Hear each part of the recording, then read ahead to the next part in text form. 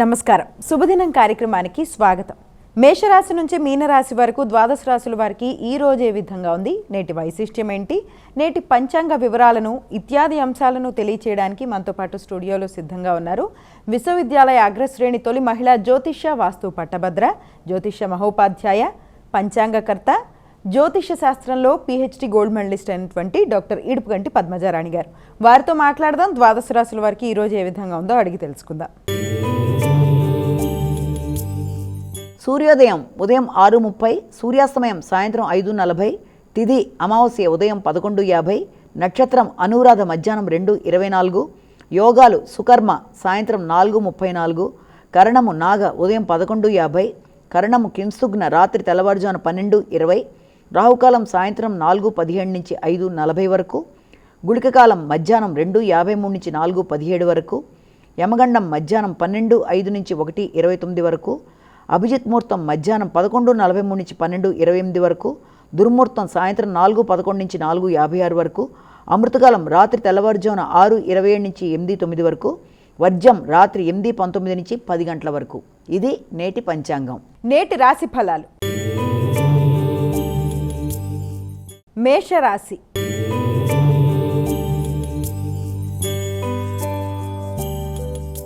మేషరాశిలోకి వచ్చే నక్షత్రాలు ప్రధానంగా తీసుకుంటే అశ్వని, భరణి, కృత్తిక ఒకటో పాదం. మేషరాశి వాళ్ళకి ఈ రోజున ముఖ్యమైన విషయాలలో మానసిక ప్రశాంతత విషయంలో మిశ్రమ ఫలితాలు ఉంటాయి. పనుల మీద భగవంతుని మీద భారం వేసి పనులు చేసుకుంటూ ముందుకు వెళ్ళిపోతారు. అయినప్పటికీ తగిన మంచి ఫలాలు పొందుతున్నప్పటికీ కూడా నూతన వ్యవహారాలు అంటే నూతన విషయాలు తెలుసుకునే వైనం, వీటితో పాటుగా ఆహార స్వీకరణ, అలాగే ఏదైనా స్వగ్రామాన్ని సందర్శించాలన్న కోరిక మొదలైన వాటి మీద ఎక్కువ దృష్టి సారించడం అనేది, అలాగే తల్లితో మాట్లాడేటప్పుడు స్థిరాస్తుల వ్యవహారాల విషయంలోనూ కొంత ఎక్కువ స్థాయిలో నిర్ణయాలు తీసుకునే విషయంలో ఇబ్బందికరమైన వాతావరణం అనేది ఎదుర్కొనే అవకాశం ఉన్న రీత్యా, అంటే మిశ్రమ ఫలితాలకు అవకాశం ఉన్న రీత్యా వీలైనంత వరకు ఆలోచించి నిర్ణయాలు తీసుకుంటూ ముందుకు వెళ్ళాలి. మాటల వల్ల అపార్థాలు రాకుండా జాగ్రత్త తీసుకుంటూ ముందుకు వెళ్ళినట్లయితే సమస్యలు ఏదైనా సరే దాన్ని చక్కగా సాధించుకుంటూ ముందుకు వెళ్ళిపోగలరు అన్న విషయాన్ని ఒకటి జ్ఞాపకం పెట్టుకోవాలి.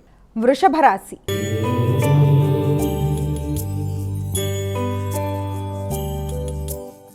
కృత్తిక, రోహిణి, మృగశిర, ఈ యొక్క వృషభ రాశి వాళ్ళకి ఈ రోజున వాతావరణం చాలా వరకు అనుకూలంగా ఉంటుంది. ముఖ్యమైన వ్యక్తుల సహకారంతో ముఖ్యమైన పనులు చక్కగా నెరవేర్చుకుంటారు. జర్నలిజంలో ఉండే వాళ్ళకి, సోషల్ మీడియా మొదలైన వాటిల్లో వృత్తిపరంగా ముందుకెడుతున్న వాళ్ళకి నూతన అవకాశాలు, వీటితో పాటుగా రిసార్ట్స్ మొదలైన ప్రదేశాలు చూడడానికి ప్రణాళికలు వేసుకుంటారు. విద్యార్థులు విద్యా సంబంధమైన విషయాల మీద ఆసక్తి అధికం చేస్తారు. కొత్త విషయాలు కనుక్కోవడానికి చేసే ప్రయత్నాలు అనుకూలతని చూపిస్తూ ముందుకు పెడతాయి. మిత్రులతో కలిసి విందు వినోదాలు మొదలైన వాటిల్లో పాల్గొనడం, చక్కటి చర్చల్లో పాల్గొనడం, మంచి సమావేశాల్లో పాల్గొనడం మొదలైన వాటికి ఆస్కారం ఉన్న రోజుగా చెప్పచ్చు. మిథున రాశి.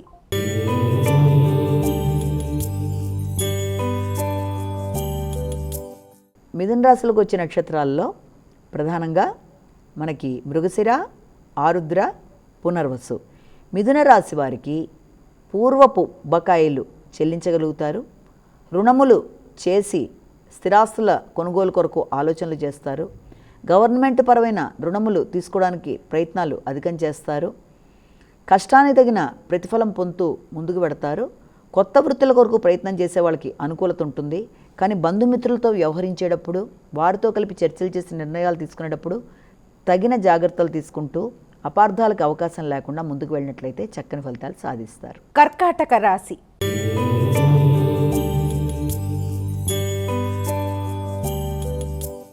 కర్కాటక రాశిలోకి వచ్చే నక్షత్రాలు తీసుకున్నట్లయితే పునర్వసు, పుష్యమి, ఆశ్లేష.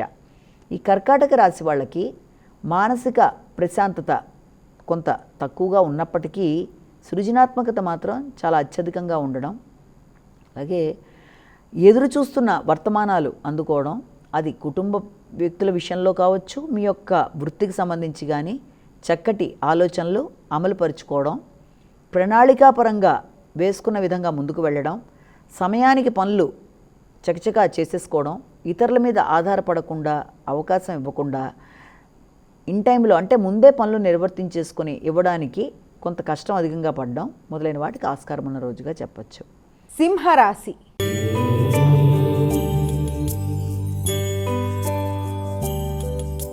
సింహరాశిలోకి వచ్చే నక్షత్రాలు తీసుకున్నట్లయితే మఖా, పుబ్బ, ఉత్తర 1వ పాదం. సింహరాశి వాళ్ళకి వృత్తికి సంబంధించి అంటే మీ ప్రొఫెషన్కి సంబంధించి చాలా వరకు అనుకూలంగా ఉంటుంది. ఆ విషయంలో మీకు వ్యక్తిగత హోదా, నిర్ణయాలు పెరుగుతాయి, నూతన అవకాశాలు ఏర్పడతాయి, కొత్త ప్రదేశాల్లో మీ పలుకుబడి మొదలైనవి పెరుగుతాయి. అయినప్పటికీ కుటుంబ సభ్యుల సహకారంతో కుటుంబంలో నూతన గృహ మార్పు కొరకు చేసే ప్రయత్నాలు, నూతన వాహన కొనుగోలు కొరకు చేసే ప్రయత్నాలు, వాటికి సంబంధించిన చర్చలతో ఈరోజు గడుస్తుంది. కన్యా రాశి.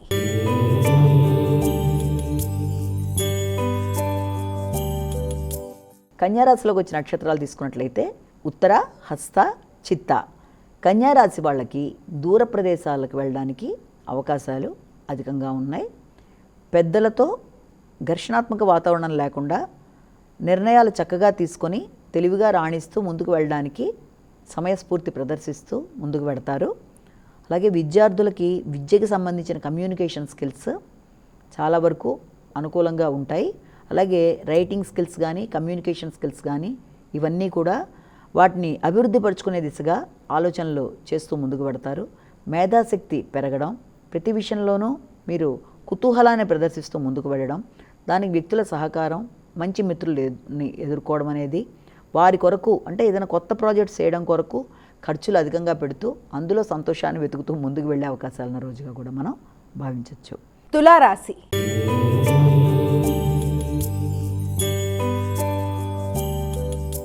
తులారాశిలోకి మనకి చిత్త, స్వాతి, విశాఖ.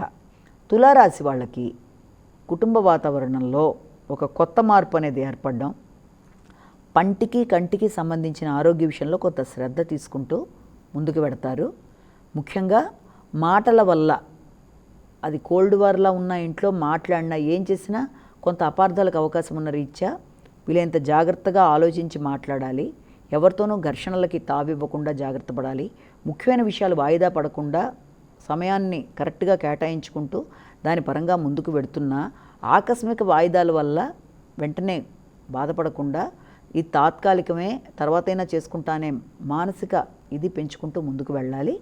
అలాగే మానసిక ఆరోగ్య విషయంలో అంటే వచ్చిన ఆలోచన పదే పదే రావడం, ప్రతి విషయంలోనూ ఎక్కువ ఘర్షణకి లోనవ్వడం మొదలైన వాటికి ఆస్కారం ఉన్న రీత్యా అలాంటి విషయంలో అంటే సంతాన సంబంధమైన విషయాలు కానీ, పెట్టుబడులకు సంబంధించిన విషయాల్లో కానీ ఎక్కువ ఆలోచనలు చేస్తారు కనుక వాటి విషయంలో వీళ్ళంత జాగ్రత్తలు తీసుకుంటూ ఎక్కువ ఆలోచించకుండా కొంత ప్రశాంతతకు కూడా అవకాశం ఇచ్చి మెడిటేషన్ మొదలైన వాటి మీద దృష్టి సారిస్తూ ముందుకు వెళ్ళినట్లయితే చాలా వరకు అది అనుకూలతని చూపిస్తుంది. వృశ్చిక రాశి.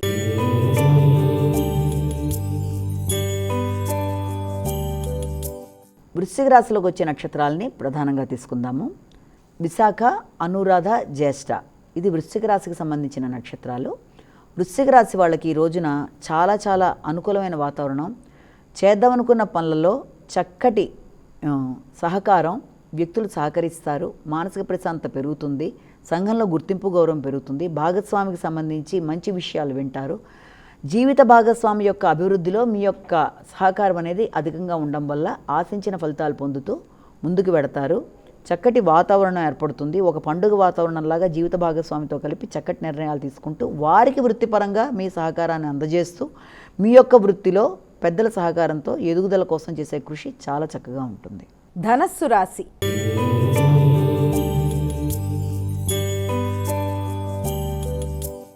ఈ ధనస్సు రాశి వాళ్ళకి ముఖ్యంగా మూల, పూర్వషాఢ, ఉత్తరాషాఢ 1వ పాదం. ధనస్సు రాశి వాళ్ళకి వాతావరణం చాలా వరకు ప్రశాంతత విషయంలో మిశ్రమ ఫలితాలు ఇస్తూ ముందుకెడుతుంది. పెట్టుబడుల కొరకు ఎక్కువ ఆలోచిస్తారు. ఆకస్మిక ఖర్చుల్ని నియంత్రించుకునే విధంగా ఆలోచిస్తూ ముందుకు వెళ్ళాలి. అలాగే అనవసరమైన విమర్శలకి దూరంగా ఉండాలి. ఇతరులని విమర్శించకుండా, ఇతరుల ద్వారా విమర్శ రాకుండా జాగ్రత్త తీసుకుంటూ ముందుకు వెళ్ళినట్లయితే అది బాగుంటుంది. ఆరోగ్య విషయంలో కూడా తగినంత శ్రద్ధ తీసుకోవాలి. విశ్రాంతి, ఆరోగ్య విషయంలోనూ ముఖ్యమైన విషయాలు వాయిదా పడుతున్నాయి అనుకున్న విషయంలో కూడా జాగ్రత్తలు తీసుకుంటూ ముందుకు వెడితే ప్రతి విషయంలోనూ ఆశించిన ఫలితాలు పొందడానికి ఆస్కారం ఉంటుంది.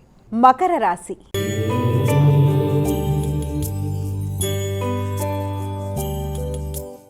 మకర రాశిలోకి వచ్చే నక్షత్రాలని ప్రధానంగా తీసుకున్నట్లయితే ఉత్తరాషాఢ, శ్రవణం, ధనిష్ట. మకర రాశి వాళ్ళకి ప్రతి విషయంలోనూ మీరు ఆశించిన స్థాయిలో అనుకూలతలు, సంతానార్థులకు కానీ లేకపోతే సంతాన అభివృద్ధి విషయాల్లో కానీ అనుకూలతలు, జీవిత భాగస్వామితో వాతావరణం చాలా వరకు అనుకూలంగా ఉంటుంది. అపార్థాలు సమసిపోతాయి. నూతన పెట్టుబడుల కోసం నూతన పరిచయాలని అభివృద్ధి పరుచుకుంటూ ముందుకు పెడతారు. అలాగే ఉన్నత స్థాయి వ్యక్తుల యొక్క సహకారం బాగుంటుంది. రాజకీయ నాయకులు, పలుకుబడిన కలిగిన వ్యక్తులని సంప్రదించి వారి సలహా సహకారంతో కొత్త ప్రయోజనాల కొరకు చేసే ప్రయత్నాలు అనుకూలంగా ఉంటాయి. కుంభరాశి.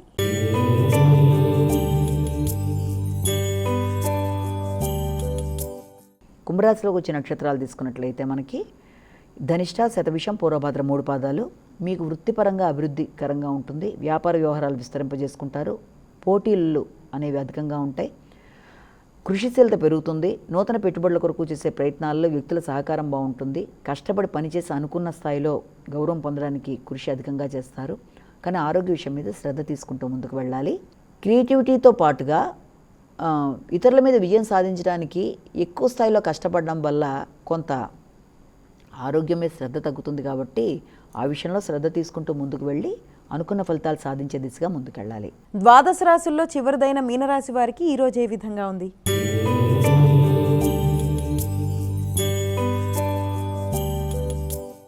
మీన రాశిలోకి ముఖ్యంగా మనకి పూర్వభద్ర, ఉత్తరభద్ర, రేవతి. ఈ యొక్క మీనరాశి వాళ్ళకి దూర ప్రయాణాలకి అవకాశం అధికంగా ఉంది. ఆధ్యాత్మికపరమైన ప్రయాణాలు అధికంగా చేస్తారు. దైవ సందర్శన చేస్తారు. దైవబలం బాగుంటుంది. ఉపాసన బలాన్ని పెంచుకుంటారు. ఆధ్యాత్మిక కృషి అధికంగా ఉంటుంది. మీ సమాజ సేవకి గుర్తింపు, గౌరవం లభిస్తుంది. తోబుట్టువులతో కలిపి చర్చించి మంచి నిర్ణయాలు తీసుకుంటారు. ముఖ్యంగా జీవిత భాగస్వామి మరియు సంతానం మొదలైన వారితో కలిపి దూర ప్రదేశాలు సందర్శించడానికి చేసే కృషి ఎక్కువగా దానికి సంబంధించిన చర్చలు ఈరోజు జరగడానికి ఆస్కారం ఉంది. నేటి వైశిష్ట్యం. నేటి వైశిష్యంలో భాగంగా ఈ రోజున మనం ఒక విశిష్టమైన ప్రదేశం, అంటే ఒక విశిష్టమైన శివాలయం గురించి, ఒక ఆధ్యాత్మిక ప్రదేశం గురించి మనం ఇప్పుడు మాట్లాడుకుందాం. అయితే ఈ విశిష్టమైన ప్రదేశం ఎక్కడుంది, దానికి ఎలా వెళ్ళాలి, అందులో ఉండే దైవం యొక్క పురాణ గాథ ఏంటి, దానికి కార్తీక మాసంలో విశిష్టత మొదలైన విషయాలన్నీ కూడా మనం తప్పనిసరిగా ఒకటి ఇక్కడ తెలుసుకోవడం అనేది. అలాగే ఈ రోజున వైశిష్యంలో దీంతో పాటుగా ఇంకొక విషయం కూడా ఏంటంటే, ఈ యొక్క దేవాలయం విషయం తెలుసుకునే ముందు నేటి వైశిష్యంలో మరొక ఏంటంటే, ఈ రోజున కార్తీక అమావాస్య కూడా అవ్వడం వల్ల అందరూ కూడా పితృతర్పణాలలాగా లేకపోతే స్వయంపాకం బ్రాహ్మడికి ఇచ్చినట్టు జపం, దానం, దీంతో పాటుగా సముద్ర స్నానాలు, నదీ స్నానాలు, ఇవన్నీ చేయడం కూడా చాలా విశేషమైన ఫలితాలు ఉంటాయి. అదొకటి. రెండోది, ఇప్పుడు మనం చెప్పుకోబోయే ప్రదేశం కూడా అలాంటి ప్రదేశమే కాబట్టి దీని గురించి మనం ముందుగా తెలుసుకునే ముందు ఈ ప్రదేశం ఎక్కడుంది, ఇది ఎక్కడుంది అంటే తూర్పుగోదావరి జిల్లాలో రాజమండ్రికి సమీపంలో, దాదాపుగా రాజమండ్రికి ఒక 35-40 కిలోమీటర్ల దూరంలోనే తీసుకుంటే ఇది అటు గోదావరి జిల్లాల్లోకి వస్తుంది. ఇదేంటి అంటే పట్టిసీమ అనే ప్రదేశం. దీన్నే పట్టిసం, పట్టిసాచలం, పట్టిసీమ రకరకాల పేర్లతో వ్యవహరిస్తారు. ఇది చాలా విశేషమైన ప్రాముఖ్యత కలిగిన ప్రదేశంగా చెప్తారు.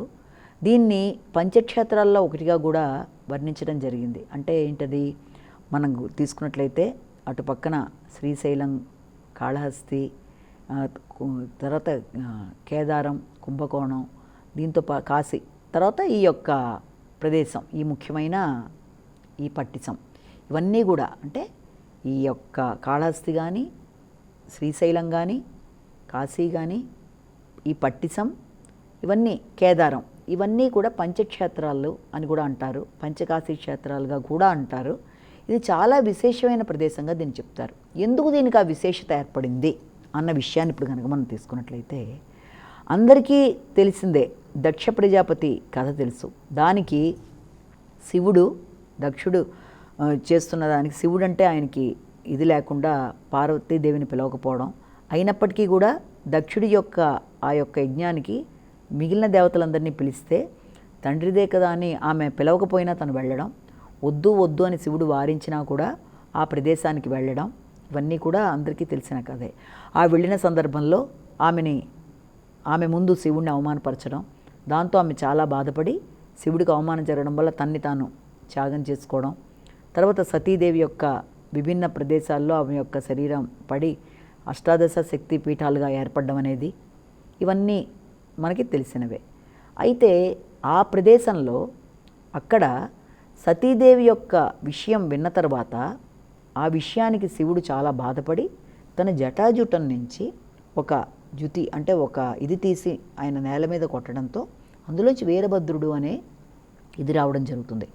ఆ వీరభద్రుడు వెళ్ళి దక్ష ప్రజాపతిని శిరస్సు ఖండించడం ఇదంతా తెలిస్తే ఆ దక్ష ప్రజాపతిని దేంతో అయితే ఆయన ఖండించాడో అది ఒక రకమైన వంకర కత్తి అంటారు, అదే మనకి పట్టిసం, దాన్ని పట్టిసం అంటారు.